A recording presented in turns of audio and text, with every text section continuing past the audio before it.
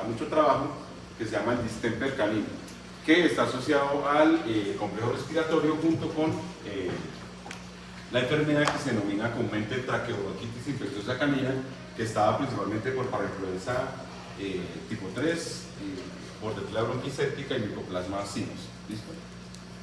Bueno, vamos a decir que el distemper canino pues, se le conoce comúnmente como moquillo canino. Sin embargo, pues, en otros países, principalmente en Francia, pues, se le llama enfermedad de Carré, y van a encontrar también como fiebre catarral o fiebre catarral y nerviosa canina. Listo, el distemper es un paramixovirus, es decir, un virus que se puede replicar fácilmente en algunas glándulas y pues tiene un solo serotipo con diferentes cepas.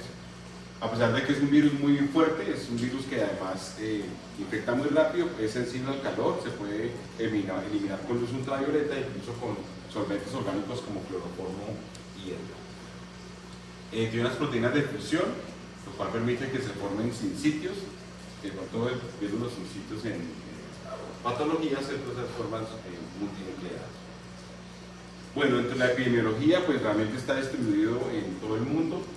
Afecta principalmente a la familia de los cánidos, ¿cierto? Pero pues existen otros grupos de animales que también son afectados y digamos la mortalidad tiende a ser hasta un 75%, la morbilidad, perdón, y la mortalidad pues puede llegar al 90% de los animales infectados. ¿Listo? Se dice de manera común, muchachos, que los animales que sufren de distemper en fase nerviosa pues no tienen punto de retorno, sino nuevamente mueren. Sin embargo, pues muchos de ellos que pueden sobrevivir, pues en algunos casos quedan con algunas secuelas, principalmente ceguera, sordera o hemiplegia. ¿Listo? Dentro de la patogenia, pues como todo virus que entra por vía respiratoria, pues pasa principalmente por contacto directo con los aerosoles y se multiplican los macrófagos tisulares, aquellos que están asociados a la faringe, laringe, ¿cierto? Y pues los macrófagos alveolares asociados al pulmón. Eso se distribuye principalmente por vía linfática y de las tonsilas puede ir a los retrofaringios y repito pues a los bronquiales donde sigue causando la infección. Se multiplica en órganos del sistema inmune, en este caso el vaso, se puede replicar en la lámina propia del estómago y la lámina propia del intestino delgado. Recordemos que en el intestino delgado, ¿cierto? Hay una estructura llamada placas de Peyerl, donde pues, son nodulaciones linfoides que permiten pues, el crecimiento y la producción de células. Se ha escrito además que puede afectar las células de Kupffer, es decir, los macrófagos hepáticos, la médula ósea y el timo. Se sabe que la afectación química pues, ocurre en animales jóvenes, porque los animales ya mayores pues, no tienen timo muy desarrollado. Bueno, dentro de lo que se ha escrito, pues realmente puede producir signos oculares, neurológicos, neumonía, enteritis, se ha descrito abortos, ¿cierto? Infecciones secundarias que ocurren en esos animales e incluso pues hiperkeratosis y una hipoplasia del esmalte dentario, que ahorita lo vamos a ver, que se consideran signos patognomónicos de la enfermedad. No sé si vieron en patología los signos patognomónicos, ¿no los estudiaron? Entonces anteriormente, muchachos, en medicina se describía que existían algunos signos que eran únicos y típicos de una enfermedad. A esos signos se llamaban signos patognomónicos. ¿Listo? Sin embargo, en la realidad pues no se aplica tanto. Escribe patognomónicos, P-A-T-O-G, patognomónicos. ¿Listo? Y por ejemplo, uno pudiese decir casi con un alto nivel de certeza que si te llega un animal con una hipoplasia del esmalte dentario y con una hiperkeratosis de las almohadillas plantares, tiene distemper.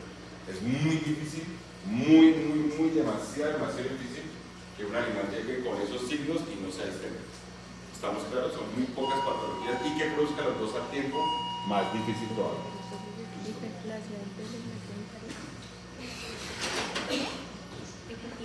Uy, hola, ¿cómo estás? ¿Cómo te llamas?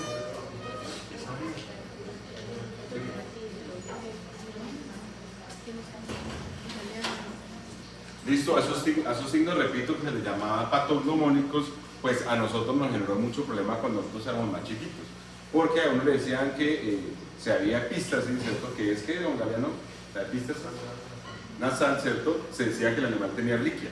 Entonces, siempre que lleva un animal con epístasis a la clínica, uno le ponía oxitetraciclina pensando que era una riquia, porque nos enseñaron, ¿cierto?, en nuestro tiempo, que la epístasis era un signo patognomónico de la riquia. Uno nunca preguntaba nada más, sino él se iba chuzando el animal, ¿cierto? Eso ha ido cambiando demasiado, ¿cierto? Porque pues hay más hallazgos en la literatura, hay más máquinas para diagnosticar y demás. Bueno, vamos a decir que después de que entra por vía oronasal, pues se replica en las tonsilas y pasa a la sangre. Él se replica en el tejido epitelial y algo crítico es que puede llegar al sistema nervioso entre 1 y 2 semanas post-infección. ¿Listo? Se describe que produce pues, lo común en las enfermedades infecciosas, que es la fiebre, y normalmente cursa con un inicio linfopénico y luego una leucopenia. Es decir, en el animal inicialmente se reducen los linfocitos. ¿Listo? Sin embargo, a medida que pasa el tiempo, ¿cierto? Pues se incrementa esa destrucción de linfocitos y se produce una leucopenia, ya se destruyen más que solo linfocitos, es decir, monocitos, eosinófilos, basófilos.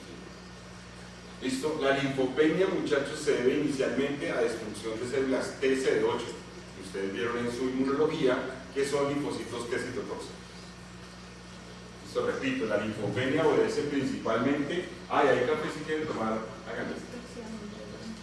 Está recién. Listo, la linfopenia hace referencia a la destrucción primaria de linfocitos TCD8, que son citotóxicos. Mientras que la leucopenia obedece posteriormente a los linfocitos TCD4, que son ayudadores y que, si ustedes recuerdan, son los que reclutan células en el sistema inmune. ¿Listo? Bueno, casi siempre que hay un incremento en la temperatura, pues hace referencia a una replicación viral que afecta a estas células. Vamos a decir que habíamos comentado, ¿cierto?, que la vía de entrada pues, principalmente es oronasal, y pues el distemper puede llegar, muchachos, por 2 vías al sistema nervioso central. Como les comentaba al principio, lo más crítico del distemper son sus formas nerviosas, porque son formas que se consideran de no retorno. Es decir, que el animal que entra en fase nerviosa casi siempre muere, desafortunadamente. ¿Listo? Por lo tanto, pues nos centramos en esas formas en las cuales, ¿cierto? Pues puede llegar inicialmente por la lámina cribosa, es decir, entra por vía nasal, ¿cierto? Pasa ese hueso esfenoide, etmoidal, y de ahí pues entra directamente al cerebro. O se replica una tonsila, ¿cierto? Circula por la sangre y luego entra asociado al lóbulo piriforme en la zona periventricular que llaman. Eso que ustedes vieron en su anatomía. Entonces, estudiamos inicialmente la forma nerviosa, repito, porque es la forma más crítica de la enfermedad. Y entra por 2 vías, directamente a través del nervio olfatorio, ¿cierto? Pasando la lámina cribosa y llegando al cerebro, o por una tonsila se distribuye por la sangre y entra por la zona paraventricular, que es la zona en la cual la sangre está más cerquita al cerebro. ¿Listo? Y es donde realmente ocurre ese tipo de lesiones. Listo, él puede migrar de manera libre, es decir, circulando directamente en sangre, pero normalmente lo hace asociado a células mononucleares tipo macrófagos, en este caso monocitos sanguíneos. Cuando ocurre, digamos, ese tránsito que ocurre, digamos, dicho por esa lámina quirosa, pues se replica en esa zona periventricular, ¿cierto? Y lo que, más adelante está la imagen, vamos a decir que la infección, pues como ocurre en todas las enfermedades, depende de los títulos de anticuerpos. Desafortunadamente nosotros pues tenemos animales cuyos anticuerpos tienden a ser, digamos, deficientes o intermedios. Sin embargo, si un animal tiene anticuerpos adecuados, es decir, si la hembra fue vacunada o fue expuesta previamente, ¿cierto?, a la madre, pues el neonato consume esos anticuerpos calostrales y fácilmente puede tener títulos elevados. Se describe que se infecta y pues después de 2 semanas el animal hace eso que se llama aclaramiento sanguíneo, es decir, saca los virus de la sangre y ya. En el intermedio, pues puede persistir después de que se eliminan esos anticuerpos y puede generar lesiones en el sistema nervioso central. Y pues ya en los animales que tienen un sistema inmune muy deficiente, produce una inmunodeficiencia, es decir, destruye los linfonodos y pues produce infecciones secundarias. ¿Listo? Que es lo más común que pues, llegan en los casos. Sin embargo, pues, como es paradójica siempre la de ella, nosotros hicimos un proyecto precisamente para poder, a través de la experticia que tiene el profesor Ángel con las nanopartículas, pues hacer nanosuspensiones para recuperar a los animales en fase nerviosa. Y llegaban muchos casos de distemper y apenas empezamos el proyecto llegaron 2 y no llegaron 1. ¿Estamos claros? Pero pues si llegan por ahí veremos porque hay hartos casitos que estudiar. Listo, pues. La infección del sistema nervioso central, como les contaba, puede ser libre, es decir, que el virus circule directamente en sangre o a través de los monocitos, ¿cierto? O leucocitos. Entran, ¿cierto?, a través de las células epiteliales del plejo coroideo y se distribuyen por el líquido cefalorraquídeo a todo el, digamos, el encéfalo. ¿Listo? Se distribuye o se disemina por las estructuras perivasculares subviales, es decir, asociadas a la aracnoides y a la vía madre, y pues vamos a ver las lesiones que producen. Dañan principalmente la sustancia blanca, es decir, que afecta a la mielina, por lo tanto, afecta a los oligodendrocitos, que ya vimos, digamos, la vez pasada, y produce pues una encefalomielitis. El distemper, muchachos, ha servido como modelo para estudios de enfermedades demielinizantes en humanos como el Parkinson. Visto porque los animales los convulsionan y tienen, digamos, contracciones iguales a las personas que sufren esta neurodegeneración en los humanos. Entonces, si vemos, habíamos dicho que entra al sistema nervioso por dos vías. La primera es por ¿dónde, muchachos? Por el nervio olfatorio, por la lámina cribosa, va directamente al encéfalo, y la segunda es por vía sanguínea, bien sea libre o dentro de un monocito. ¿Listo? Entonces, ¿qué hace? Pues es importante que ustedes reconozcan algo que ustedes ya estudiaron, que se conoce la barrera hematoencefálica, que básicamente, ¿cierto?, hace referencia al endotelio y a los procesos podales que tienen los astrocitos. Entonces, recordemos que la barrera hematoencefálica, ¿cierto?, básicamente es pues, las células endoteliales, las uniones estrechas entre ellas y los procesos, o sea, las pieles de esos astrocitos que se pegan, ¿cierto?, e impiden que haya salida o entrada, digamos, rápida al sistema nervioso central. Entonces, si tenemos un virus que está libre, pues la primera célula que va a infectar es una célula endotelial y después infecta un astrocito, porque es el que está directamente después de esa célula endotelial. Y después de estos astrocitos, pues los virus pueden migrar a destruir las células de la microglia, ¿cierto?, a afectar neuronas o a afectar pues a los mismos oligos, los mismos oligodendrocitos. ¿Listo? Parte del problema pues no surge de esa destrucción, sino la respuesta inflamatoria ante esa destrucción. Si se destruye la barrera hematoencefálica, muchachos, pues muchas células van a penetrar al sistema nervioso central fácilmente. Y entonces cuando se ve, digamos, este problema, comienzan a infiltrarse linfocitos T y linfocitos B que comienzan a degradar las neuronas que están infectadas. Sin embargo, ¿cierto? Lo que más se destruye son los oligodendrocitos. Ahora voy a explicar los dos mecanismos que están descritos en la literatura. Listo, repito, lo primero que ocurre es una disrupción o ruptura de esa barrera hematoencefálica y por lo tanto los linfocitos pueden infiltrarse en el tejido. Listo. Las células que son células de microglia se activan, ¿cierto? Y comienzan a fagocitar y a destruir esas vainas de mielina. Y se produce pues, un efecto de mielinizante en estos animales. Y vemos esa estructura que está ahí. ¿Qué órgano es? ¿Qué órgano es, doctores? ¿Qué órgano creen que es, muchachos? Don Daniel, ¿quién es el juicioso? Me dicen que es juicioso. Don Prieto, porque no llegas temprano, pero es juicioso. Un cerebro, ¿cierto? ¿Y qué se ve ahí en ese cerebro? ¿Será normal que tenga tantos punticos morados? Células inflamatorias tipo glía, ¿cierto? Pero entonces, ¿cómo le llaman a ese diagnóstico ustedes que ahora están disfrutando con la profesora Iván? ¿Encefalitio? No. En la lámina, si la ven así, hay muchas células de la glía en exceso. ¿Cómo se llama? Gliosis, una gliosis. Por supuesto que macro sería una encefalitis, encefalomielitis. ¿Estamos claros? ¿Y esto que está aquí qué es? Eso es muy fácil. Un vaso sanguíneo, evidentemente. Posiblemente una vena, ¿cierto? Ay, perdón, excuse. ¿Y cómo se le llama a este hallazgo si ustedes lo hacen en histopatología? Cuando existe una infiltración mononuclear perivascular, ¿cómo se le llama a eso, muchachos? Que lo venden así con sal, con limón, con pimienta. Manguito perivascular. Vayan a escribir sal y pimienta en el parcial porque les... Un manguito perivascular. ¿Listo? Es una infiltración mononuclear perivascular. Pero no escribe todo eso, no dice manguito perivascular. ¿Estamos claros? Entonces es evidente que la ruptura, muchachos, de la barrera hematoencefálica pues permite que se infiltren más células, pero las células que están, digamos, o que inducen esa lesión más fuerte son las células gliales y se produce una gliosis de ese nivel. ¿Listo?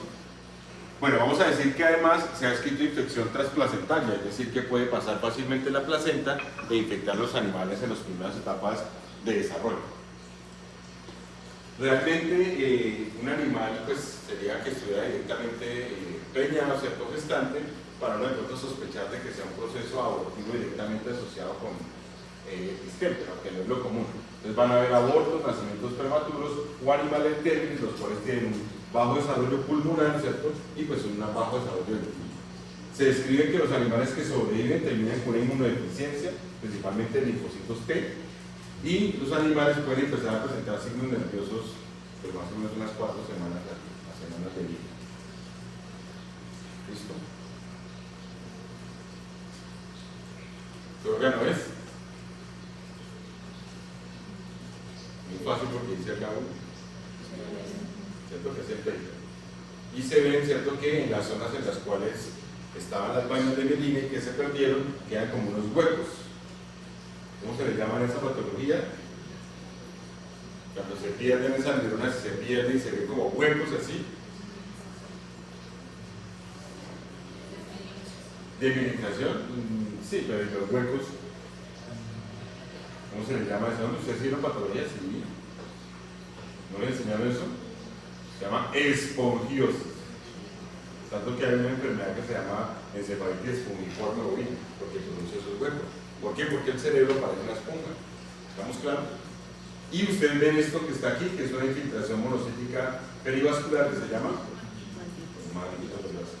¿listo? Entonces se ha demostrado que el virus de distemper, es cierto, induce cambios apoptóticos en muchas de esas células, principalmente, cierto, en las células de la glía, de las oligodendroides, los oligodendrocitos. Está mucho más grande, en algunos casos se pueden ver inclusiones intranucleares, que son esos puntitos que se ven ahí, pero es difícil de verlo en patología. Entonces tengo que tener el ojo muy entrenado, pero pues se ve.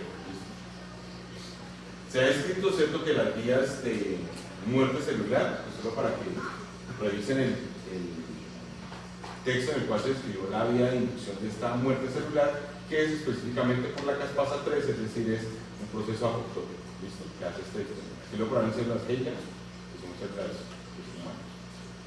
Y pues se puede ver la condensación de la cromatina, ¿cierto? ¿Se acuerdan la diferencia entre la apoptosis y la necrosis? Sí. La apoptosis es programada, ¿sí? ¿Sí? ¿Sí seguro? O sea, esa célula sabía que se iba a morir, ¿sí? No, mienten. O sea, ustedes me están diciendo que esta célula de acá sabía que se iba a morir el día que la iban a infectar, el 9 de septiembre yo me voy a morir. ¿Sí es así? Porque es programado, como esta clase. ¿De las 4? ¿Sí es así? Se le llamó así muerte celular programada porque se sabía, ¿cierto?, que había unos pasos específicos de esas endonucleasas, dependientes de caspasa. Pero ¿uno programa eso? No creo. La muerte celular programada porque cuando se describió por primera vez, se describió en las bases de las colas de los anuros. ¿Conocen los anuros? ¿No conocen los anuros tampoco? Los renacuajitos. El renacuajo pierde la cola, ¿cierto? Porque hay un punto específico en su desarrollo vital que está programado para perder la cola. Y esa muerte es apoptótica. Entonces dirán, es muerte celular programada, pero en las células de la cola, ¿cierto? En su desarrollo, pues va perdiendo eso. ¿Estamos claros? Pero no es porque la célula dice, yo me voy a morir mañana, eso no ocurre. De pronto uno y eso. ¿Estamos claros? Pero le pueden seguir llamando así porque es el nombre internacional. ¿Listo? Pero, ¿qué pasos ocurren entonces en una apoptosis, muchachos? ¿No se acuerdan de eso? Pero ¿sí lo explicaron o no? Sí, más o menos lo vieron. Que hay cariólisis, cariorexis, ¿sí? Que se forman esos cuerpos apoptóticos. Más o menos vieron algo de eso. Y que en la necrosis se rompe la membrana, entonces todo sale. ¿Estamos claros? A menos que tengamos eso claro. Entonces, por favor, revisen eso, ¿cierto? A veces no tiene uno la experticia y fácilmente no ve si la cromatina está muy condensada o no. Es más difícil de verlo. Y pues solo requiero que al menos ustedes recuerden un poco de eso. Vamos a decir que en lo que tiene que ver con los mecanismos neurológicos, ¿cierto? Pues se describen dos vías en las cuales se puede producir la destrucción de esos oligodendrocitos, que sabemos que son los que hacen las vainas de mielina y que por supuesto se requiere para que el estímulo nervioso sea saltatorio y sea mucho más rápido. Entonces existen, muchachos, al menos lo que está escrito en la literatura, dos escenarios en los cuales puede ocurrir esa desmielinización. En la primera, el astrocito, que es la primera célula que está en contacto con los vasos sanguíneos, se infecta con el virus del distemper, y este virus del distemper que se replica en el astrocito, muchachos, sale del astrocito, infecta el oligodendrocito y comienza a matarlo, ¿cierto? Bueno, esa es una proteína llamada proteína básica de mielina, que se disminuye y por lo tanto se va perdiendo estas vainas de mielina, sin contar que esa célula pues se muere. ¿Listo? Siempre va a estar el astrocito de primeras. ¿Por qué, muchachos? ¿Por qué siempre está el astrocito de primeras? Pues es que está más cercano a los vasos sanguíneos. O sea, es muy raro que pasara directamente a la neurona, porque primero tiene que encontrar un astrocito en la rama hematoencefálica. ¿Listo? Entonces el primero, si ustedes lo ven, es una infección, después de la infección del astrocito, una infección directa del oligodendrocito. Destruye el oligodendrocito y por lo tanto se pierde esa vaina de mielina. Sin embargo, los estudios que demuestran una fase más avanzada de la infección demuestran que en el astrocito puede liberar viriones que afectan a las células de las microbias. Y esas células de las microbias, muchachos, comienzan a hacer un fenómeno que ustedes estudiaron que se llama explosión respiratoria, ¿cierto? Libera una gran cantidad de radicales libres dependientes de oxígeno y por lo tanto destruyen al oligodendrocito. ¿Listo? Es decir, que la desmielinización en el distemper ocurre por dos vías. Una directa en la cual se infecta el oligodendrocito y una indirecta en la cual la reacción inflamatoria de las células de la microbia destruye a ese oligodendrocito. ¿Listo? No se les olvide eso.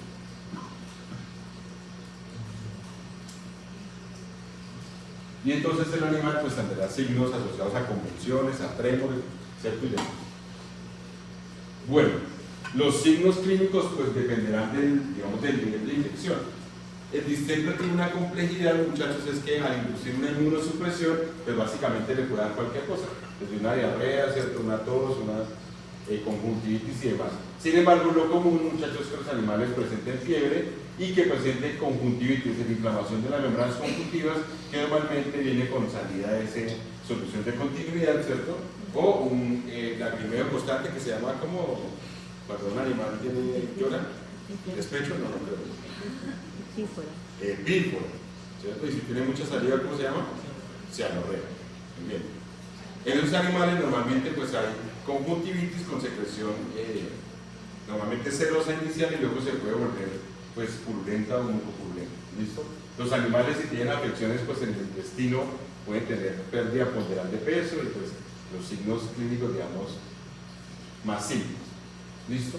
Vamos a decir que como hablamos de los signos patognomónicos se describe que en estos animales se produce una hiperkeratosis de las almohadillas plantares.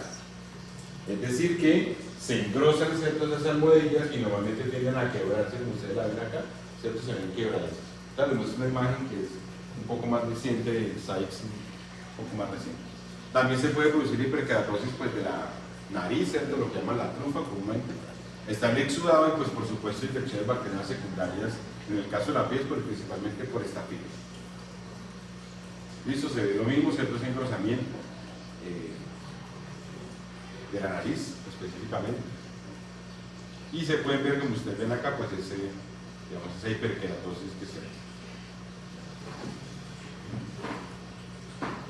Lo mismo, pues el exudado, ¿cierto? La hiperkeratosis, a muchos animales pues se pueden lesionar fácilmente.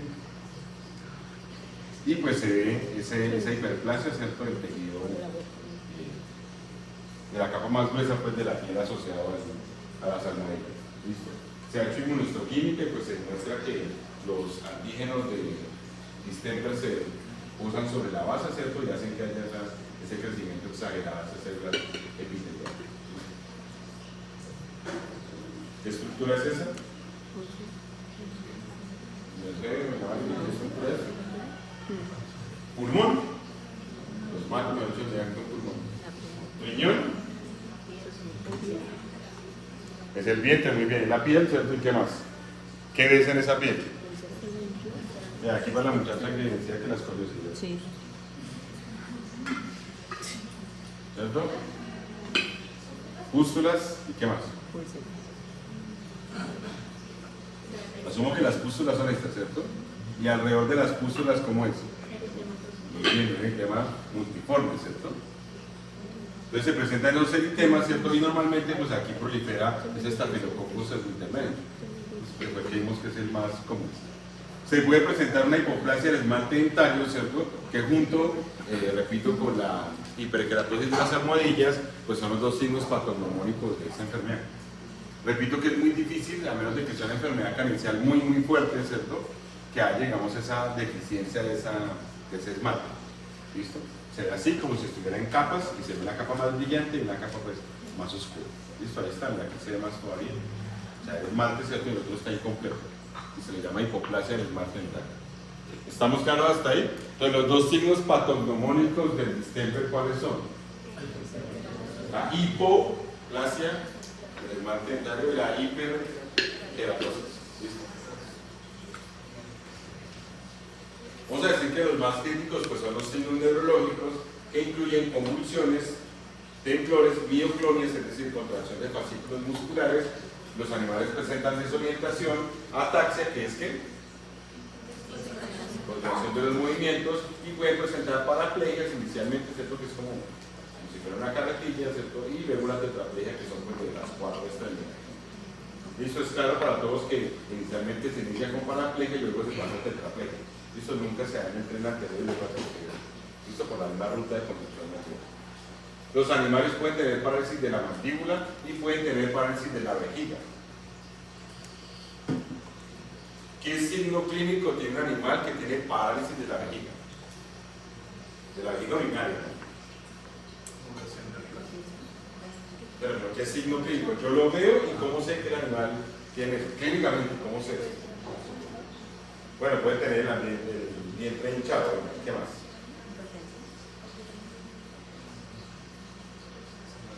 ¿Cómo yo hago para saber si el animal orina o no orina? Le hago cosquillas, ¿sí? ¿Se orina? ¿Sí? Uno puede ser palpando la vejiga, ¿cierto? Ya uno puede hacer ecografía, es un poquito más costoso. ¿Cómo hago que un animal orine? Dándole agua, ¿sí? El reflejo vulvar en las hembras, uno puede hacer un masaje y la hembra normalmente tiende a orinar. Y en el macho, más duro, ¿cierto? Que ahí siempre toca sacarlo a caminar, darle agua fría, ¿cierto? Cualquier estímulo que permita eso. Ahora, ¿cómo tomo una muestra de orina? Uno es al natural, pues, esperar que orine y tomarla de la más fácil. Lo otro es hacer una punción, ¿cierto? Una cistocentesis, ¿cierto? Y lo otro es a través de una sonda. Más que la sonda, pues primero tiene que tener un diámetro pequeño y tiende a ser un proceso relativamente doloroso. A pesar de que se aplique lidocaína, ¿cierto? Las ondas, por más pequeñas que son mucho más grandes que el orificio uretral. Entonces, siempre y cuando se ingresa, ¿cierto? Pues lesiona un poco. Y lo peor no es la ingresada, lo peor es la salida, que tienen que sacártelo otra vez. ¿Estamos claros? Eso produce un dolor que pues, a veces es difícil de medir en esos animales. Los animales pueden mostrar hiperestesia, es decir, una mayor sensibilidad a los estímulos externos, ¿cierto? Y pueden presentar rigidez cervical e inclusive un opistótono, es decir, que estiran completamente el cuello hacia arriba, ¿cierto? Dirigiendo la cabeza al externo. Pueden presentar lesión del nervio óptico de la retina, normalmente asociados a desprendimiento de la misma y pues a lesión de este nervio óptico. Y sufren de eso que se llama ceguera nocturna, pero son ceguera sin lesión aparente. ¿Se le llama cómo? Amaurosis, ¿cierto?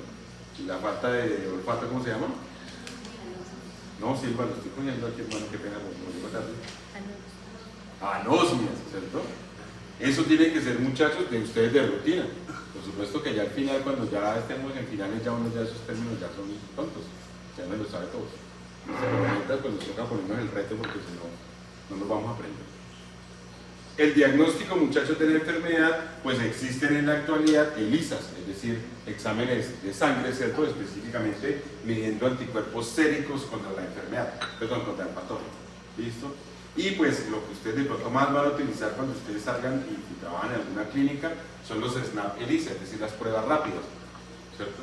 En las cuales pues se ingresa una parte del suelo de sangre completa y se cierra la prueba y se corre en una matriz de látex y pues nos da una banda o dos bandas, una rayita o dos rayitas, ¿cierto? similar a como ocurren las pruebas de embarazo, digamos, rápidas que se practican en humanos. Se puede hacer inmunofluorescencia indirecta si uno quiere trabajar directamente con líquido cefalorraquídeo, pero hemos hablado que normalmente nosotros no estamos entrenados en tomar esas muestras. Es alguien de pronto que tenga más expertise, ¿cierto?, en ese tipo de exámenes. ¿Listo? Y pues se puede hacer a través de frotis sanguíneos, no para identificar el virus, sino para hacer pues un hemograma. ¿Listo? Para contar las células. ¿Qué esperan encontrar ustedes en un hemograma de un animal que tenga distemper? ¿Leucopenia cuándo? Lo primero que se encuentra si uno hiciera seguimiento es una linfopenia, ¿cierto? A medida que progresa la enfermedad va a encontrar leucopenia. La linfopenia se da por destrucción de ¿qué? Los TC8 citotóxicos y la leucopenia por TC4, ¿cierto? Que son los que reclutan más células. Bueno, se pueden presentar pues la salida de esas secreciones mucosas, ¿cierto?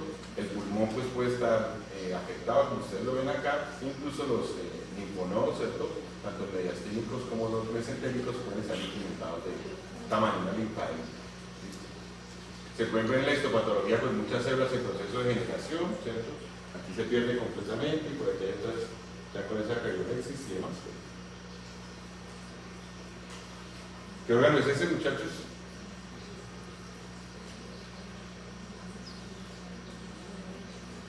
Aparte del cerebelo, ¿cierto? Y el cerebro, y se produce una pérdida, ¿cierto?, de esa mielina como tal. Fuertemente. Todavía un poco más, si alcanzan a ver los huequitos. Ya hemos dicho que se llamaban como las espongiosas, ¿cierto? Bueno, más lesiones que se pueden ver, ¿cierto?, directamente a través de exámenes como tomografías y demás, pues se pueden ver las zonas, digamos, que tienen procesos inflamatorios asociados. Bueno, se pueden ver algunos cambios anatomopatológicos, ¿cierto?, que se han descrito en esos animales que son seropositivos y pues se ven esos corazones. ¿Listo? ¿Esto es qué? ¿Derecho o izquierdo? Derecho. Esta vez derecho asume ustedes el derecho. Y este asumo que es el izquierdo. ¿Qué ven ustedes? ¿Lo ven diferente? ¿Lo ven iguales? ¿Lo ven normales? ¿Así será un corazón normal de un perrito o qué? Como redondeados. ¿Redondeados en dónde? Sí. De una forma más redonda, ¿cierto? Debe ser como más puntudo. ¿Y qué más?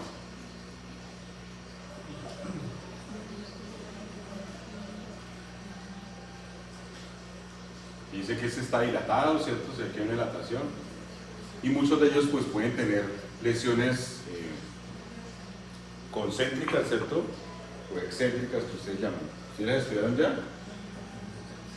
Esas hipertrofias, ¿cierto? Concéntricas o excéntricas, las más complicadas son las concéntricas, ¿cierto? Porque reducen el tamaño como tal de la luz en estos corazones, ¿listo? Vamos a decir que lo que se empezó a estudiar un poco, muchachos, en la parte de cardiología, es que muchos animales que sufren distemper, ¿cierto?, tienen problemas cardíacos asociados, tanto que pueden morir del problema cardíaco y no del distemper. En este caso, son animales que son seropositivos a distemper, no que tuvieran formas clínicas de distemper. En algún momento se infectaron con distemper en su vida y todos ellos se terminaron con problemas cardíacos, asociados a dilatación cardíaca, ¿cierto?, o a una hipertrofia concéntrica.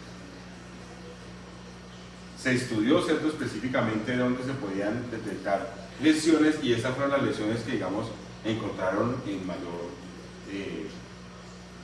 prevalencia, ¿cierto?, de mayor incidencia, que una miocarditis focal de tipo linfocítico, ¿cierto?, que pues por lo tanto nos haría pensar que es un diferencial del parvovirus. ¿Se acuerdan del parvovirus? No lo vimos hace tanto. ¿Cuáles son las formas clínicas del parvovirus, Chaco? Son 5. La primera.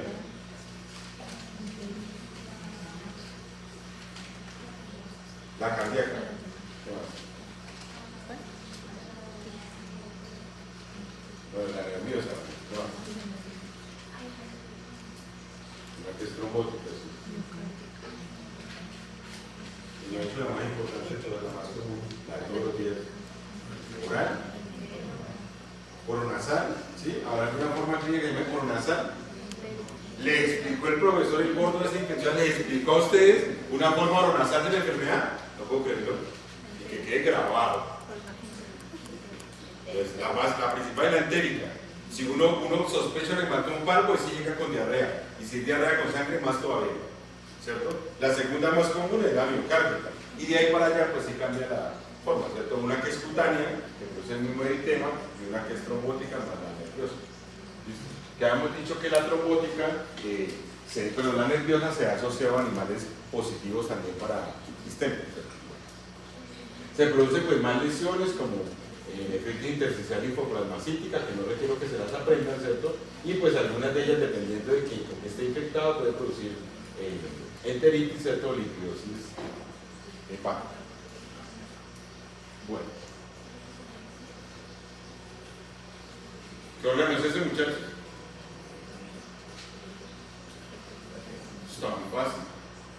Yo pensé que era un órgano difícil y no se puede ser. Don Ken, ¿qué órgano es ese? ¿Sí ves ahí con esas gafas? ¿Sí? ¿Será un órgano hueco o un órgano parenquimatoso? Ellos están mostrando un cuerpo de inclusión, ¿cierto? Pero ¿qué órgano es? Y ahí se más fácil, les dije todo. Completo, si no sé qué escritos así. ¿Qué órgano es? ¿Será que tengo otra? No.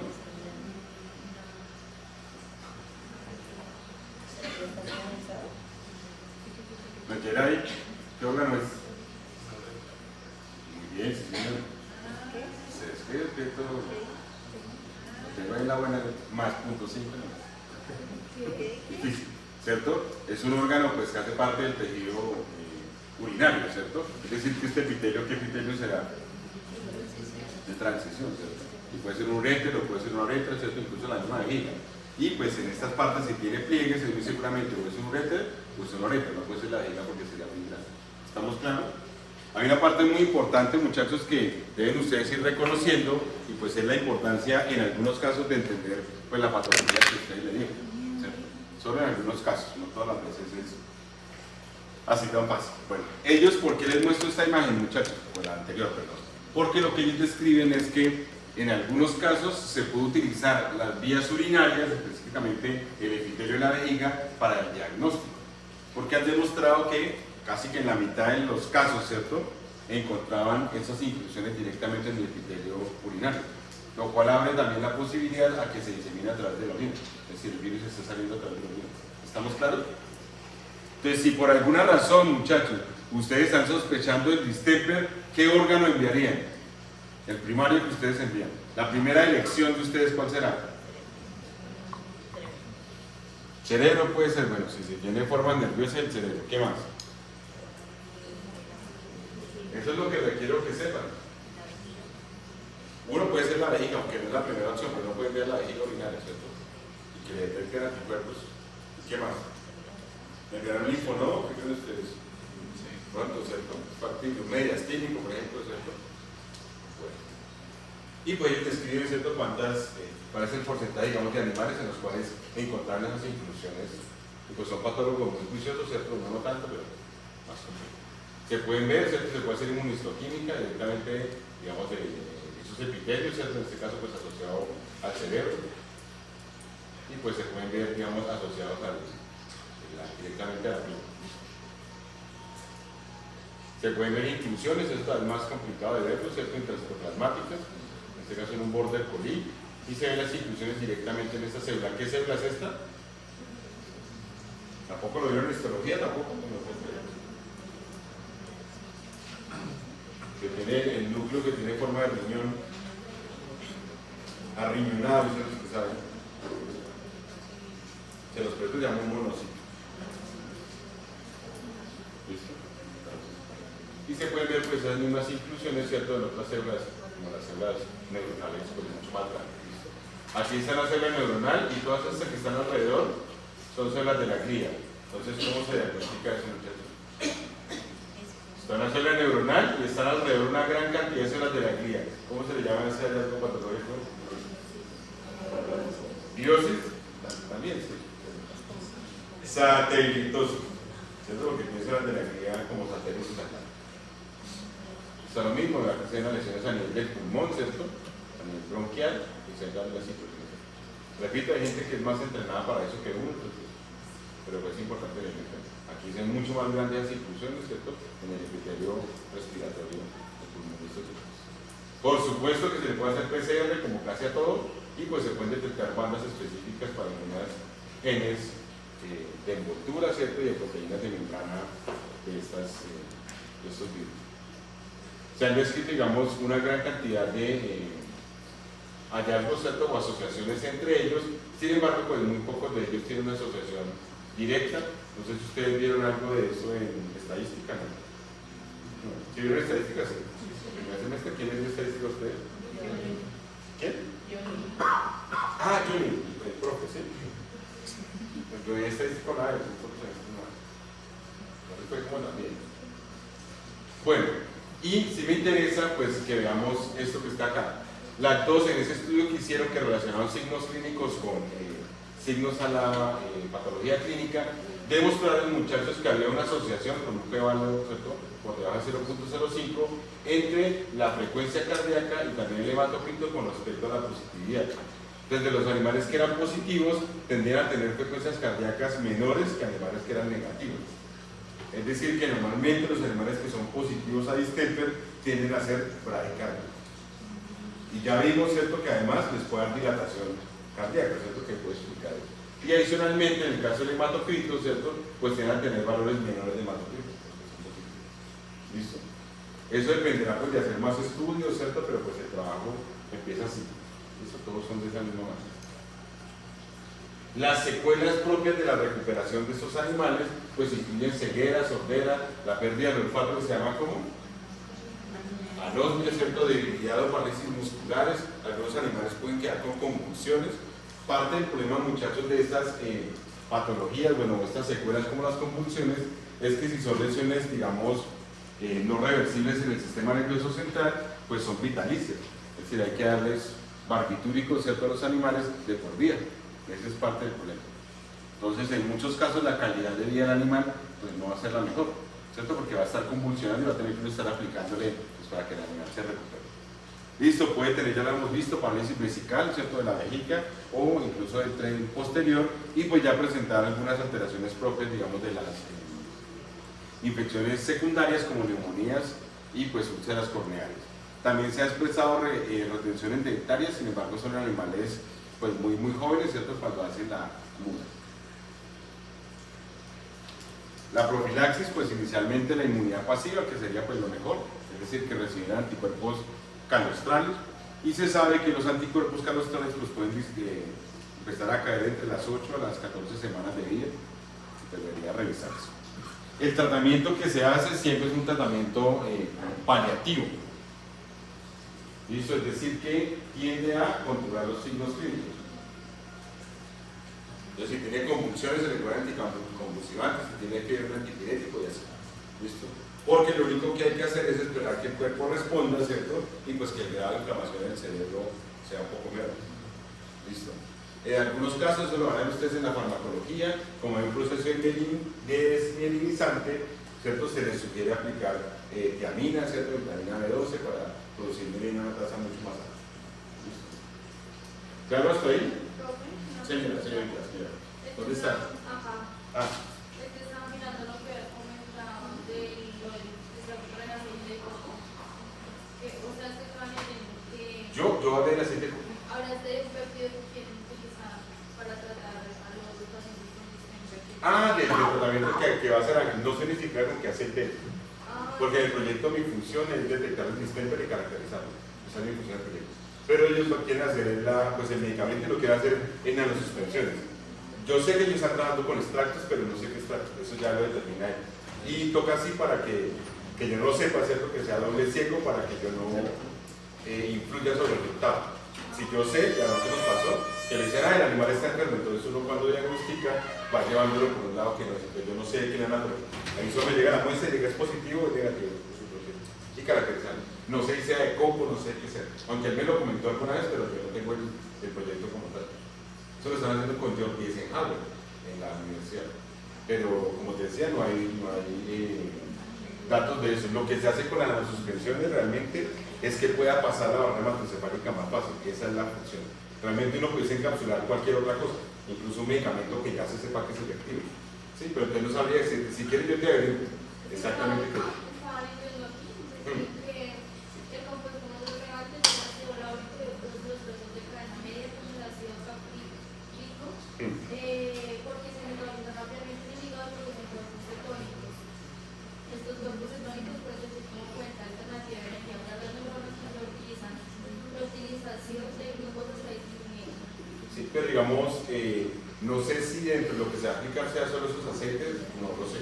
Además que yo creo que dentro del proyecto van a tener que aplicar esas nanosuspensiones más otras cosas. Será muy difícil que lo hagan solo con las nanosuspensiones, eso seguro que no. Y no, pues yo averiguo bien porque realmente no, como no llegaron más animales, yo no sé qué es el proyecto. O sea, quedó ahí, está, de hecho está en stand-by, como dices. Están incluso buscando otras patologías que produzcan problemas nerviosos para probarlo. Pero no sabe decirte, en eso está trabajando una chica de la UCC, de Ana María, ¿cierto? O sea, pero bueno, apenas haya algo, pues sí les comento para que vayamos a ver. Claro, hasta ahí lo del distemper. Todas las formas, digamos, que se asocian al distemper son siempre infecciones secundarias, razón por la cual pues lo profundizamos. Sin embargo, las formas nerviosas son propias del distemper, por eso las vemos específicamente.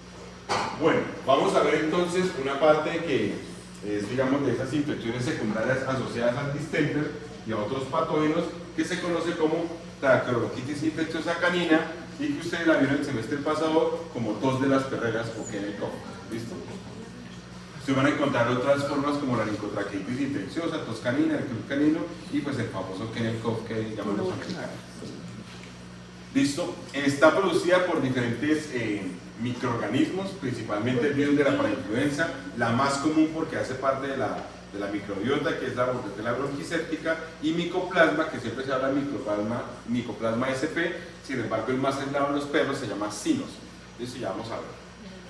Entonces, el virus de la parainfluenza es un paramyxoviridae, es decir, igual que el virus del distemper, ¿cierto? Que tiene una proteína de fusión y que produce pues esos sí. El virus de la parainfluenza entra por vía nasal y se multiplica en las células mucosas, epiteliales de la mucosa nasal y demás. Vamos a decir que esa forma en que actúa este virus es igual como va a actuar en los caballos y como va a actuar en los bovinos, que vamos a ver este semestre. Perdón. Es que se replican y dañan el epitelio ciliado respiratorio y producen una metaplasia. ¿Se acuerdan de la metaplasia que vieron en patología? ¿Qué es la metaplasia? Un cambio, muy bien, ¿cierto? De la metaplasia hay un cambio desde un tipo celular en otro. En este caso, la metaplasia que ocurre en la parainfluencia es una metaplasia escamosa, es decir, un epitelio que normalmente es cilíndrico ciliado o pseudoestratificado cilíndrico ciliado cambia a un epitelio plano. ¿Listo? Y se pierde la capacidad de los cilios de limpiar, digamos, la basura que entra a través de la respiración. ¿Estamos claros? El virus de la parainfluenza no hace absolutamente nada. Todo lo demás son las infecciones secundarias. Es decir, el virus entra al animal, produce destrucción de esos cilios, se cambia el tipo celular y cada vez que el animal respira es incapaz de eliminar lo que está entrando. ¿Listo? ¿Cuál es el principal signo de eso, muchachos? ¿Qué pasa cuando a ustedes le entra algo a través de la nariz, ¿cierto? Y se les queda directamente en la tráquea? ¿Qué les da? Tos. ¿Estamos claros? Pues esa enfermedad se llama tos de las perreras. ¿Estamos claros hasta ahí? Vamos a decir que los signos clínicos pueden ocurrir hasta 8 días después de esa infección y repito, pues se destruye el epitelio ciliar. ¿Listo? En el caso del micoplasma, muchachos, a pesar de que se describe hemofelis y hemocanis, tanto hemofelis como hemocanis están asociados principalmente a los glóbulos rojos, a la sangre. Y les decía que el que está más descrito pues es micoplasma simple. Una característica que tiene el micoplasma que hace que sea de difícil diagnóstico en algunos casos es que es un mecanismo como ustedes, un microorganismo como ustedes que es fastidioso. ¿Listo? Las bacterias fastidiosas, muchachos, hacen referencia no a las que llegan tarde, sino, ¿cierto?, a las bacterias que son de difícil cultivo. Entonces nosotros en este laboratorio no cultivamos micoplasma, no lo hacemos, nosotros diagnosticamos directamente, porque cultivarlo, aparte de la experticia, requiere muchos días y se contamina, requiere muchos días, entonces es más cansón para nosotros. ¿Listo? Es una bacteria que carece de pared celular y normalmente es de menos de 1 micrómetro, ¿cierto? Más o menos unos 250 nanómetros. Realmente 0.3 micrómetros, 200, 300 micrómetros de tamaño real. Listo, bueno, este micoplasma es un patógeno muy común de las vías respiratorias de los animales, ¿cierto? Incluyendo los perros, y también destruye los cilios. ¿Listo? Y pues con esos cilios destruidos, pues fácilmente puede con mayor propiedad colonizar las vías respiratorias. Ustedes van a ver que en la literatura hay muy pocos trabajos desafortunadamente de esto, y lo único que se ha hecho pues es estudios en laboratorio. Como el micoplasma hace parte de la microbiota, pues es difícil que hayan anticuerpos antimicoplasma, al menos de la región pulmonar. ¿Listo? Los trabajos que se han hecho pues son con micoplasma sino, ¿cierto? En este caso en perros de raza Beagle, donde se ve pues este tipo de patologías. Es decir, que a nivel peribronquial se acumula una gran cantidad de células inflamatorias. Se llama una nefritis, una neumonía intersticial. ¿Listo? Se puede diagnosticar por PCR, por supuesto, que es lo que hacemos aquí en el laboratorio. Y se ha demostrado, ¿cierto?, dentro de la prevalencia, que es el reporte más reciente, que ya lleva 21 años, muchachos, ¿cierto?, en el cual pues aparecen micoplasma silos que están asociados tanto a animales sanos como a animales con enfermedades respiratorias. Es decir, muchachos, que si en un diagnóstico le van a decir a ustedes que el animal tiene micoplasma, pues no nos dice nada si el animal no tiene signos clínicos respiratorios. ¿Estamos claros hasta ahí? Si alguien le dice evalúe micoplasma y el animal no tiene signos clínicos de tipo respiratorio, el diagnóstico no sirve para nada. O si están en un parcial, pues le van a decir sí, tiene tos de las perreras. No, no puede ser. Estamos claros, el diagnóstico molecular no sirve nada sin lo clínico. ¿Listo? Lo clínico siempre va a ser pues un poco más relevante. Bueno, repito que sean animales sanos y animales con enfermedad respiratoria aguda, y pues se ha demostrado que se asocia específicamente al epitelio respiratorio. También se han descrito pues otros micoplasmas, es un reporte ya de hace unos 15 años, donde demuestran pues una meningoencefalitis asociada al micoplasma Eduardo. Sin embargo, son cepas, ¿cierto?, que no son comunes, digamos, a nivel pulmonar, pero solo para que sepamos que hay especies que producen ese tipo de patología. Listo, se puede presentar pues un incremento de ese grosor de la meninge, ¿cierto? Y repito, se puede diagnosticar pues por PCR. Y ya pues la bacteria, que es como la principal de ese trío de microorganismos que afectan al pulmón de esos animales, se conoce como Bordetella bronquicéptica o bronchiséptica. ¿Listo? Son cocobacilos gram-negativos, son pleomórficos, son relativamente grandes, ¿cierto?, de entre 5 a 2 micras, y son pues bacterias, digamos, del epitelio respiratorio ciliado de estos animales. Como lo vemos en los cerdos, pues produce rinitis atrófica, ¿cierto?, y pues la misma traqueotomía. Produce una elevada morbilidad, es decir, que los animales se infectan fácilmente y presentan signos clínicos asociados a tos, pero pues la mortalidad es muy baja, a menos que pues esté asociado a un distemper y se complica el cuadro un poco más. Listo, permite pues la colonización porque también forma fibrillas con los cilios y destruye los cilios. Entonces, si vemos, muchachos, al menos en las patologías que son traqueobronquiales, pues lo más importante es la destrucción de los cilios. Se pierde la capacidad de limpieza del pulmón, se disminuye. ¿Listo?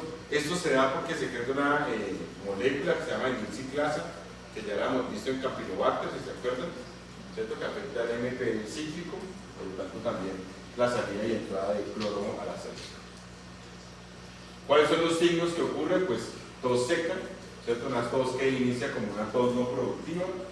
Nosotros tenemos la fortuna de que también vimos esos episodios. Inicialmente no tenemos secreciones, ¿cierto? A medida que avanza la tos o el cuadro respiratorio, pues van a aparecer este tipo de secreciones. Se pueden presentar ronquidos, laringitis y por supuesto una rinitis con secreción mucosa uni o bilateral, que luego se vuelve mucopurulenta. En el diagnóstico, pues ¿qué podemos hacer? Radiografías torácicas para ver la implicación del pulmón. Y cuando ustedes vean imagenología, que sería una buena directiva que ustedes la escribieran para aprender de eso, pues van a ver los patrones que hay, ¿cierto?, que es banal, que es mosca, los patrones que son chéveres de estudiar. Listo, se pueden hacer lavados traqueales, que son un poco más difíciles de hacer, pero se pueden hacer en los animalitos, y pues los cultivos bacterianos. Listo, el cultivo bacteriano, de nuevo, pues tiene una dificultad. y es que pues, los micoplasmas son difíciles de cultivar y encontrar un micoplasma pues no nos dice mucho, a menos de que haya un cuadro respiratorio. Se puede analizar el suelo en busca de anticuerpos, sin embargo estas bacterias, como son propias de la microbiota, pues producen, digamos, títulos de anticuerpos muy bajos, ¿listo? Por debajo del 1 en 20, lo cual hace difícil pues, diagnosticar realmente si son positivos o no, y hay diferentes pruebas séricas, incluyendo pues, inmunofluorescencia indirecta o ELISAs que están disponibles en el mercado. El tratamiento, pues sean los antimicrobianos o los antivirales, ¿cierto? Que ya sabemos que pues, atacan las bacterias o atacan los virus, y pues se puede utilizar el glucocorticoide. ¿Listo? Los glucocorticoides, muchachos, se utilizan principalmente para reducir la neumonía o la inflamación del pulmón, que puede pues, poner en peligro la vida del animal. Existe una guía, ¿cierto?, de usos de estos antimicrobiales. Hay una guía un poquito más reciente, pero realmente no ha cambiado. Y algo muy importante, muchachos, es que en la mayoría de las veces se utiliza una tetraciclina que se denomina doxiciclina. Cuando ustedes estén más grandes y sean más cool, van a decir doxi. ¿Listo? En el parcial dicen doxi y luego solo. Bueno. Se llama doxiciclina. Es posiblemente el fármaco más usado desde el 2003 hacia acá. O sea, el primer reporte en Continuum Education, pero es un antibiótico muy eficiente. ¿Listo? Para la mayoría de las patologías van a ver que doxiciclina es la que más se utiliza. Y repito, es muy funcional. ¿Listo? Tener en cuenta, a pesar de que ustedes lo van a ver más adelante, siempre que vean el término PO, muchachos, quiere decir per voz, es decir, por la boca, ¿listo? Por oral, ¿listo? Porque eventualmente lo van a ver por ahí. ¿Claro hasta ahí o no? ¿Difícil? Más o menos. ¿Listo? Entonces, el distemper es importante en sus formas nerviosas, que son las de no retorno. ¿Cuáles son las secuelas del distemper? Ceguera, sordera, hemiplegia, ¿cierto? Convulsiones, pérdida del olfato, ¿cierto? ¿Qué más? Las paraparesias, o tetraparesias, tetraplegia, ¿cierto? ¿La qué? Hay que echarle cabeza a eso.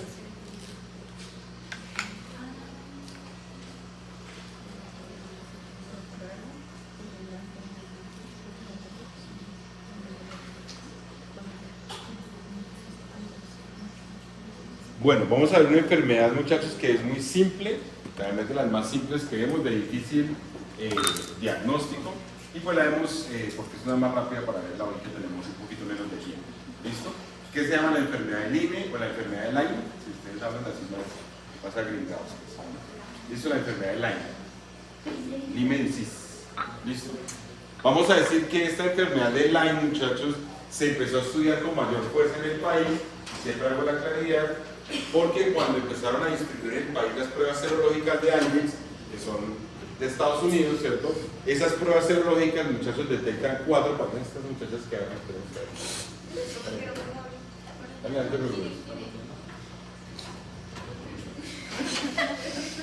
¿Cuántas estudiantes se requieren para abrir una persona? No, deja si quieres entrecerrado para que no tengas que timbar eso. Y entonces, muchachos, en esas pruebas, ¿cierto?, que medían ancilostoma, que medían Ehrlichia o Babesia, se incluía la enfermedad de Lyme, o sea, se incluía Borrelia burgdorferi. Sin embargo, pues nunca nosotros sospechamos en el país que esa enfermedad estuviera. Pero resulta que los animales empezaban a aparecer positivos en las pruebas, a pesar de que uno no estaba probando si tenía Lyme o no. Y a partir de eso, pues empezó a estudiar esa enfermedad. Sin embargo, en el país no es tan común, principalmente por la garrapata que lo transmite. ¿Listo?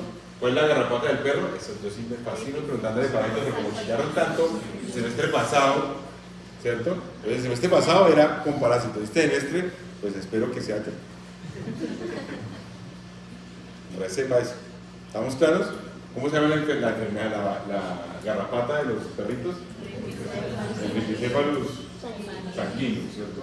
Y existen otros que se dan por allá en Estados Unidos. ¿Cómo se llaman esas garrapatas brincas? Que algunas son blanditas. ¿Cómo se llaman?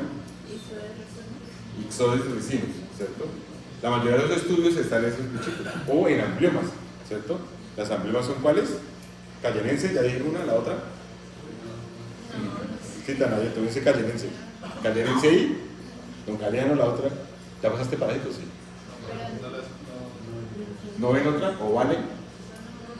No, tanto que sufrió y no saben eso, pero bueno.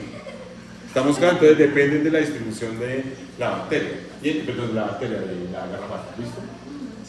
Entonces, ¿qué vamos a decir? La bacteria que produce esta enfermedad se conoce como Borrelia burgdorferi.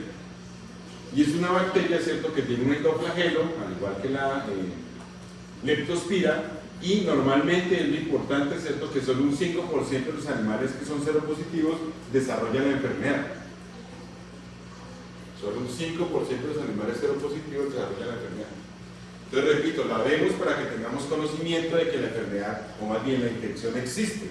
Sin embargo, es muy baja la probabilidad aquí en Colombia. ¿Por qué? Principalmente por el tipo de garrapata, que se sabe que infecta más a los ixodes que a los reticeroles. ¿Listo? Y produce principalmente poliartritis aguda. Entonces, cuando ustedes lleguen, muchachos, a la clínica, que espero poder verlos en el hospital más adelante, pues les va a tocar hacer un diagnóstico diferencial. Entonces, si ustedes tienen un animal, ¿cierto?, que tenga un problema de artritis, pues incluyan siempre la enfermedad de Lyme. No solo porque la vieron, sino porque les van a pedir una enfermedad y a veces uno no tiene, ¿cierto? Así es. Bueno, en la enfermedad de Lyme, ¿cierto?, se crean dos tipos de, digamos, más bien dos grupos de enfermedades, ¿cierto? Una que se llama sensulato. La sensulato, muchachos, o sentido laxo, hace referencia a cualquier infección por cualquier especie de borrelia. ¿Listo? Es decir, la enfermedad del Lyme o del Lyme, ¿cierto?, puede ser producida por cualquier especie de borrelia. Sin embargo, la que se llama directamente enfermedad de Lyme, la produce es Borrelia burgdorferi. ¿Listo? Eso no aplica mucho a nosotros, pues porque no tenemos tanta prevalencia de esta bacteria, pero van a ver que otras bacterias como Borrelia, Garrini, Arcelia, ¿cierto?, japónica, también producen artritis. Sin embargo, no se le llama realmente enfermedad de Lyme. Pero de pronto, si leen un texto, alguien les va a decir que está producido por otra borrelia. Listo, la borrelia tiene una característica como bacteria que utiliza el manganeso en vez del hierro como fuente de energía, por lo tanto, como aceptor de electrones, ¿cierto?, de los metales. Entonces es más difícil el cultivo también a veces.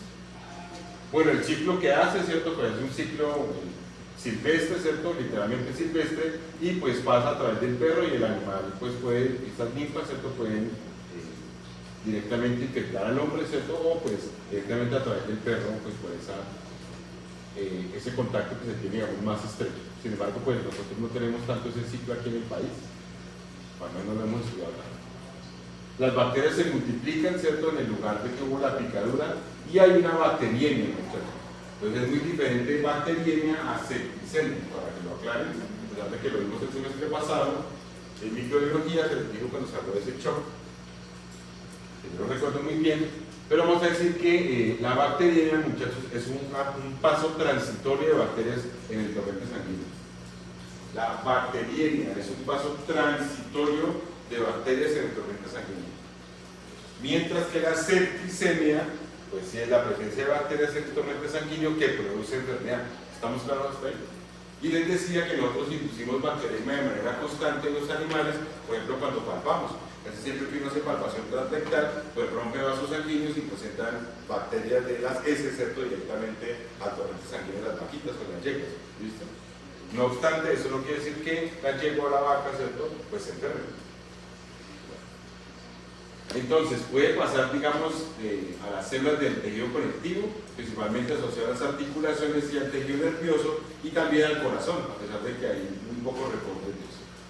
¿Qué ocurre? Que solo, ¿cierto?, un 5% más o menos de los animales pues van a generar la enfermedad.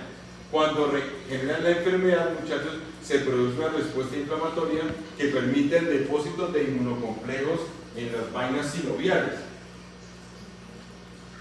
¿Vieron eso ustedes en inmunología o no? ¿Sí vieron algo o solo un parcial ahí como del 300%?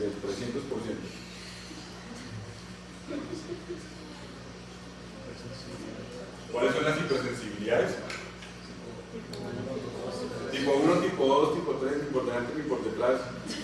No cuento más. ¿A tipo 1 cuál es?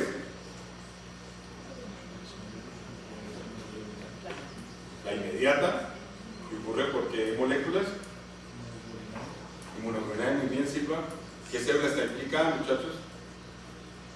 Los mastocitos, células cebadas, células demás, Mastcellen dicen los alemanes, y pues producen eso que se llama el choque anafiláctico, que es la más común de todas, es la que nosotros vemos más fácil que les da a ustedes. Yo tengo la persona que es alérgica no sea tamal, pues come un tamal y se brota.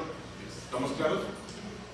Se debe inmediata porque ocurre, digamos, en términos de minutos o horas, y pues puede causar muerte de la persona, tanto que algunos tienen que andar con esos antihistamínicos, ¿cierto? Por las personas que sufren de asma. La tipo 2 es ¿cuál?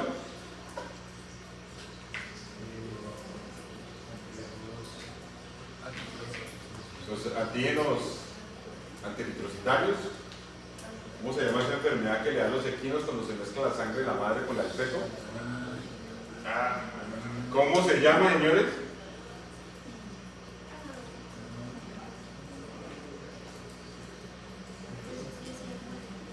¿Cómo se llama? Anótenla, se llama isoeritrólisis neonatal. Isoeritrólisis neonatal, que es muy común. El ejemplo clásico que aparece en TISAR pues es el de la yegua, que es el más sencillo, pero que existen muchos. La hipersensibilidad tipo 3 es por inmunocomplejos, que se depositan en los vasos sanguíneos en las articulaciones, que es lo que está aquí, y la tipo 4, que es la tardía, que se da por las lipotactinas, ¿cierto? Y normalmente está asociado a antígenos tuberculosos. ¿Listo? Bueno, entonces, para que lo podamos sintetizar, hay una respuesta inflamatoria donde se produce una hipersensibilidad tipo 3, es decir, depósitos de inmunocomplejos, y puede haber cojera, ¿listo? Que es el daño articular.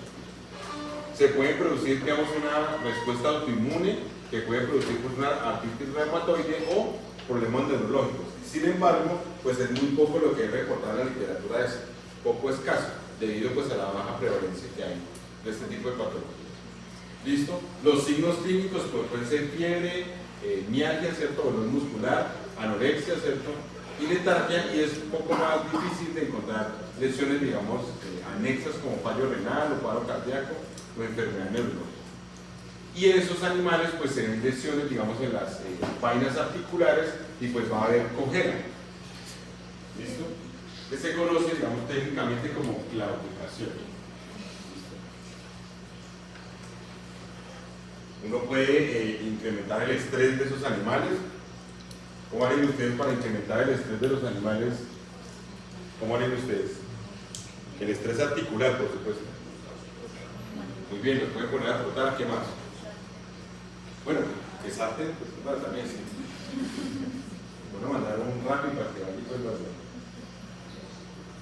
Entonces, en algunos casos, y lo van a ustedes en su interna, ¿cierto? Pues se le puede hacer flexión, ¿cierto? Sobre flexión, sobre extensión. También se le puede poner más peso, se levanta de una extremidad, ¿cierto? Para que haga más fuerza sobre la otra. No se han visto los caballos que hacen eso. Y pues se pueden ver algunas lesiones en los cuales hay cierre de las placas de crecimiento y se ven los animales que son valgus o vagus, que llaman. Sí, que tienen las extremidades hacia afuera, ¿cierto? O hacia adentro, dependiendo de la lesión que se produce. ¿Cuál será el tratamiento que se hace, muchachos, si hay una lesión articular? ¿Cuál creen ustedes que sería el tratamiento? Si hay una artritis, es un antiinflamatorio, ¿cierto? No más, eso es todo. Los animales pueden estar apoyando en pinzas, usted va a ver más adelante, o pues con esa desviación directamente de la articulación.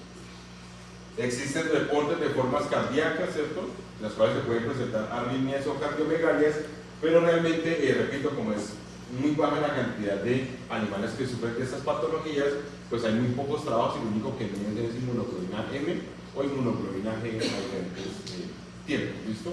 La inmunoglobulina M, ¿por qué se caracteriza, muchachos? ¿Es la más grande? La primera que se produce en la respuesta, muy bien, ¿qué más? Todas las inmunoglobulinas tienen el mismo peso, ¿sabían? Son igual de grandes todas, ¿sabían? 180.000 daltones, todas pesan lo mismo. Las presiones cristalizables cambian, ¿cierto? Es mu, a diferencia de las otras. Cuando se secreta pentamélica, cuando se secreta. Pero cuando se produce es igual de grande. ¿Listo? Y la inmunoglobulina G, pues se da las respuestas secundarias, pasa fácilmente en los vasos sanguíneos, es la que tiene diferentes isotipos. ¿Listo? ¿Qué se ha hecho en el estudio de esta enfermedad? Pues es buscar las proteínas que se expresan en diferentes fases.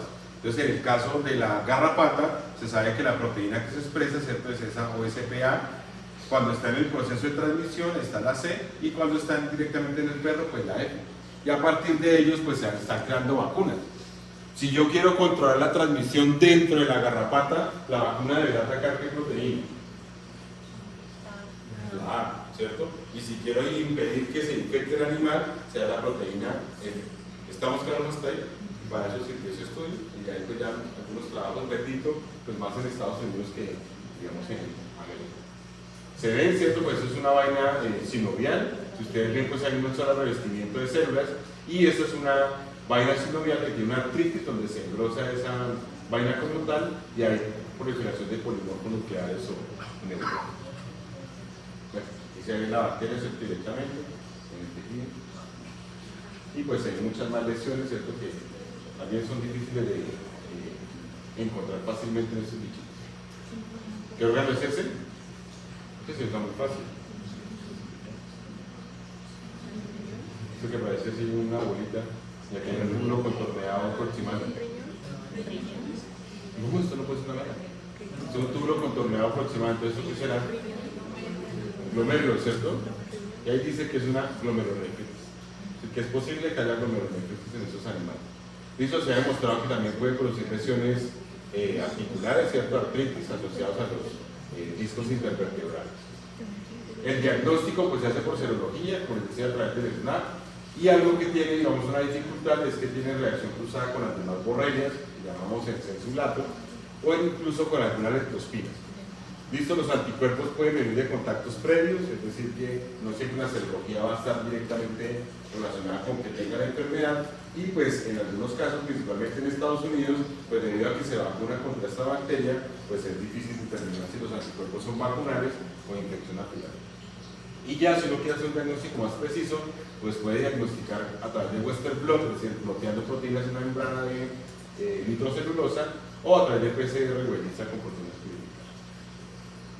Este, cierto, es una tira donde se corre directamente un blot, se bloquean las proteínas y luego se chequean los patrones de bandas, pero es un poco más complejo. El tratamiento es toxicity, y se reporta que los animales se recuperan fácilmente, digamos, en el lapso de 48 horas. Esto, por supuesto, que se puede administrar analgésicos, antiinflamatorios, y pues se ha recomendado el uso de otras beta-lactámicos, ¿cierto?, como las cefalosporinas, en este caso ceftriaxona.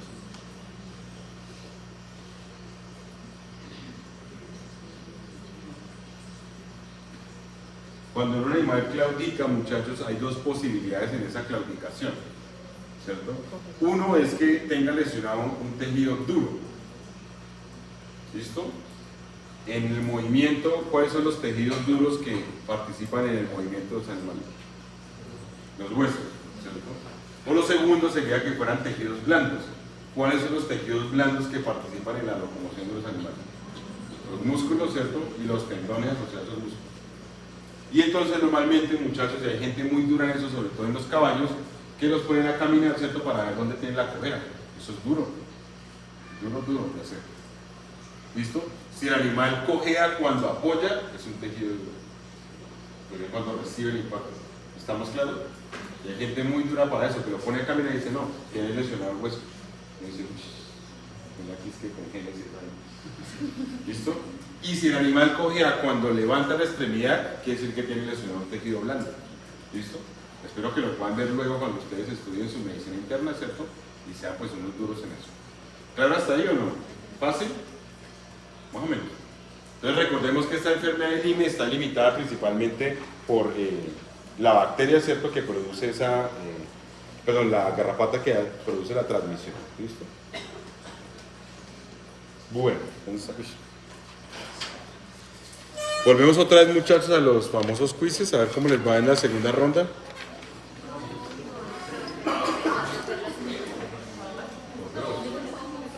¿No? Sí, claro. No, la decana me dijo que por favor los preguntara. Bueno, señores, empecemos con Abadía Oviedo Geray, que no se ha ido todavía. Bueno, un término muy fácil, pues, acrobustitis. De los testículos. No, señora. ¿Cómo se llama la inflamación de los testículos? Orquitis. ¿Y qué es la acrobustitis? ¿Y qué más? Y el glande del maruco. Y van a ver que hay balanitis, balanoprostitis, más variantes. Ardila vaquero carezofía.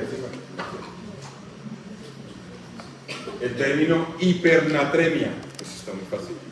Hipernatremia. Sodio en sangre. ¿Sí? La hipernatremia es sodio en sangre. Sodio elevado, muy bien, ¿cierto? Barbosa Posada María José. Su merced. El término. Bueno, este es fácil. Enterolitiasis. Enterolitiasis, señora. ¿Qué es? Habla más duro, María José, no te entiendo. Dale sin miedo, ¿qué es? No, pero no lo leas porque no me sirve que lo leas, Toche. ¿No sabes? ¿Qué es la enterolitiasis? Una formación de cálculo, ¿cierto? A nivel intestinal. Todo lo que diga lito quiere decir mineral, ¿cierto? Entonces una cialolitiasis, ¿qué es? Cialo quiere decir saliva y lito quiere decir piedra. Entonces uno ahí más o menos le echa cabeza. ¿Listo? Si no, pues de malas.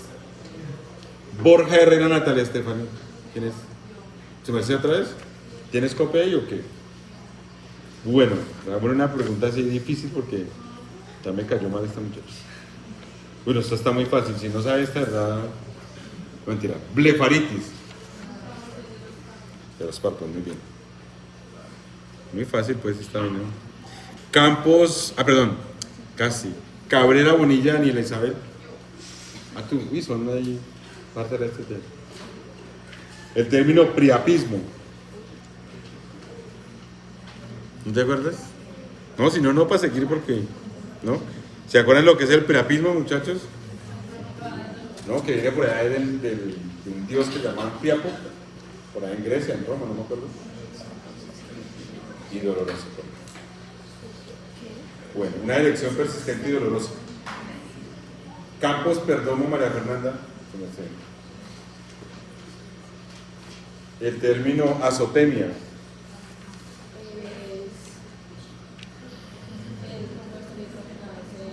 En sangre, muy bien.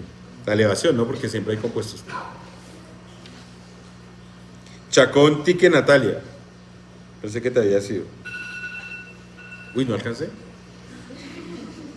El término está muy fácil. Ooforitis.